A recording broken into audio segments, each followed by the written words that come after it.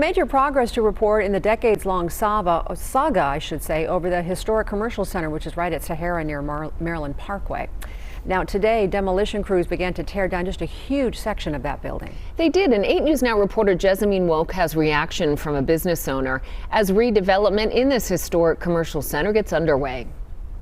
As you can see, demolition has officially begun here at the historic commercial center, and county officials are hoping it's the beginning of bringing new life into the area. Tearing this building down right now is a huge step forward because that means we can't go back. After standing for 6 decades, the saga surrounding commercial center now enters a new chapter.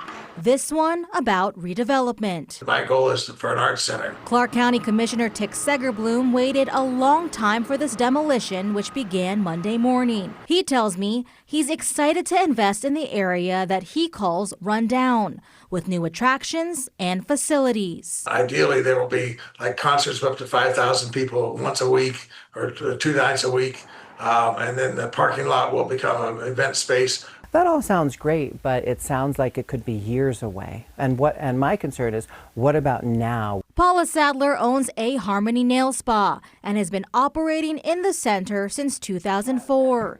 She believes the redevelopment could draw more customers, but she's concerned about how it would impact business owners like herself. We are all small mom and pops here. These are not just small businesses, but these are actually people's dreams. Her request from county officials as redevelopment kicks off: it's complete and full transparency. If anyone has to be displaced or is going to be displaced or moved, there needs to be something done to help them. I asked Commissioner Segerblum about that. Nothing's going to be displaced right away.